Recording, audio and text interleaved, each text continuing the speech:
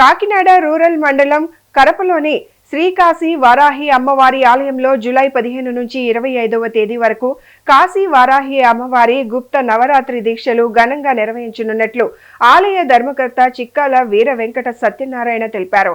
దీక్షలు చేపట్టే భక్తులకు జూన్ 15 నుంచి చీరలు, జాకెట్లు అందజేయనున్నట్లు ఆయన పేర్కొన్నారు.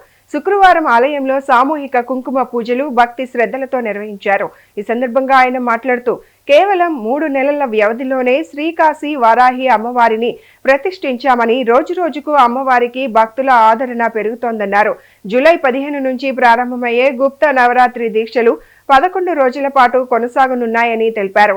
దీక్షలో పాల్గొనే భక్తులకు ఉదయం అల్పాహారం, మధ్యాహ్న భోజనం, సాయంత్రం అల్పాహారం ఉచితంగా అందచేయనున్నట్లు చెప్పారు.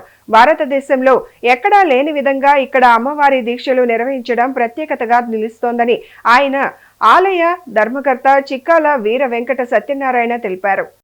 3 రోజులు అవుతుందండి అమ్మవారు కాశీ వారాహి అమ్మవారు. మనకి ఆషాఢంలో ఫస్ట్ 15 రోజులు అంటే జూలై 15 నుంచి నవరాత్రి గుప్త నవరాత్రులు జరుగుతున్నాయండి. ఇక ప్రత్యేకత ఉంది మన భారతదేశంలో కాశీ వారాహి అమ్మ తర్వాత రెండో అమ్మవారు అండి. కాశీలో ఎలాగైతే ఉందో అలాగే ఈవిడి రెండో అమ్మవారు అండి. గుప్త నవరాత్రులు అంటే ఫస్ట్ వేళకి 3 రోజులు అయిందండి. జూలై నెల 15 నుంచి మాలేసిన వాళ్ళందరికీ కూడా వేళ సేల్ వచ్చే నెల 15 తారీఖు సేల్ ఇస్తామండి. ఏ దేవాలయం దగ్గర కూడా జరిగిన కార్యక్రమం కాశీ వారాహి అమ్మవారు నా చేత చేయించుకున్నారు. అది పూర్వజన సుకృతంగా భావిస్తున్నాను. ఎందుకంటే ఆడవారు ఏ కుటుంబంలో అయితే బలంగా ఉంటే ఆ కుటుంబం ఎలా బాగుంటుందో అలాగే కాశీ నుంచి వచ్చిన అమ్మవారు రేపు జూలై 15 నుంచి వచ్చిన అందరికీ కూడా చీర, జాకెట్ ఇస్తున్నామండి. ఎందుకంటే మాలేసిన అందరికీ ఈ 11 రోజులు కూడా భోజనాలు ఇక్కడండి. పొద్దున ప్రసాదం, మధ్యాహ్నం భోజనం, సాయంత్రం టిఫిన్. 11 రోజులు మాలేసిన 1500 మందికి సేల్ ఇస్తున్నాం. అలాగే చూస్తారు కదా వేళ కూడా శుక్రవారం కుంకుమ పూజ 4000 నుంచి 5000 మంది దగ్గరగా ఉన్నారు. 5,000 వచ్చిన 6,000 మందికి భోజనం. ఇదంతా నా కృప కాదు, అమ్మవారి కృప వల్ల జరుగుతుంది.